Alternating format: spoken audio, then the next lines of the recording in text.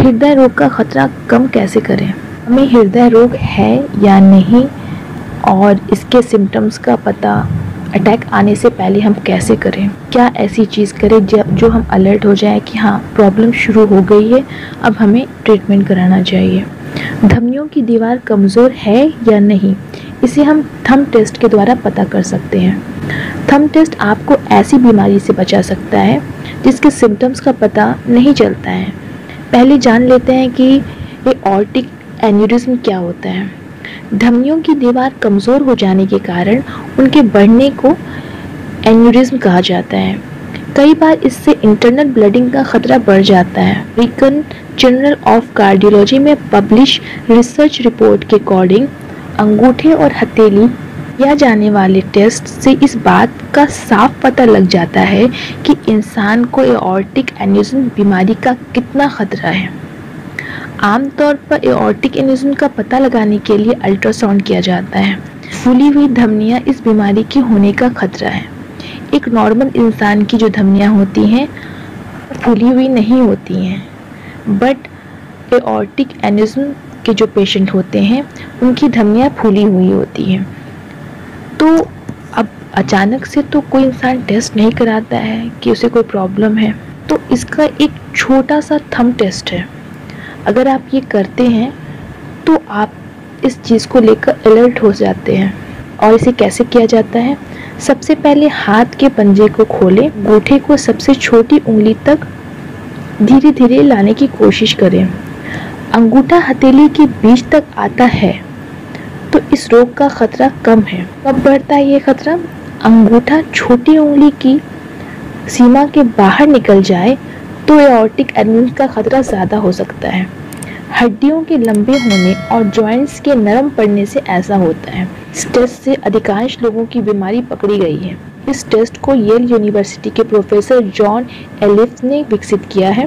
कुछ लोगों में टेस्ट पॉजिटिव होने के बाद भी उन्हें हृदय संबंधी बीमारी नहीं थी, लेकिन ज़्यादातर में ये बीमारी पाई गई है।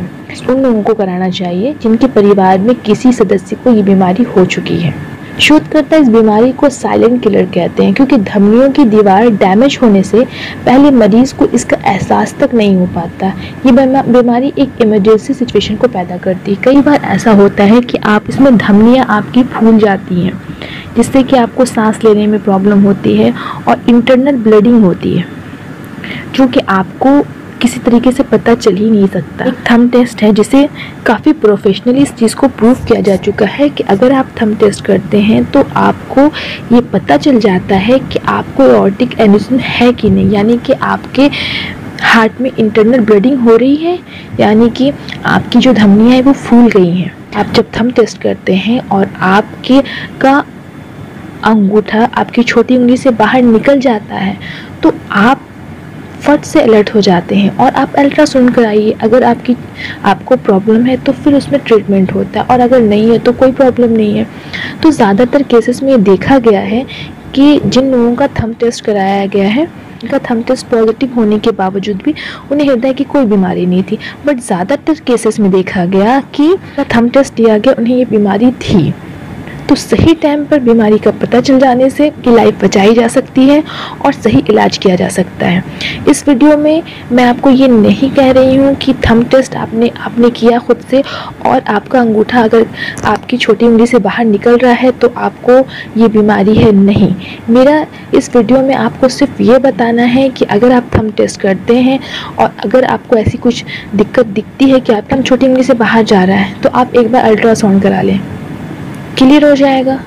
अगर आपको प्रॉब्लम है कि नहीं हुई तो बहुत अच्छी बात है, हुई तो आप उसका ट्रीटमेंट करा सकते हैं। आपके पास कोई तरीका ही नहीं है इस बीमारी का पता करने का, तो जब आप लास्ट स्टेज में चले जाते, कई बार ऐसा होता है कि इंसान लास्ट स्टेज में चला गया, उसे पता ही नहीं कि प्रॉब्लम क्या थी।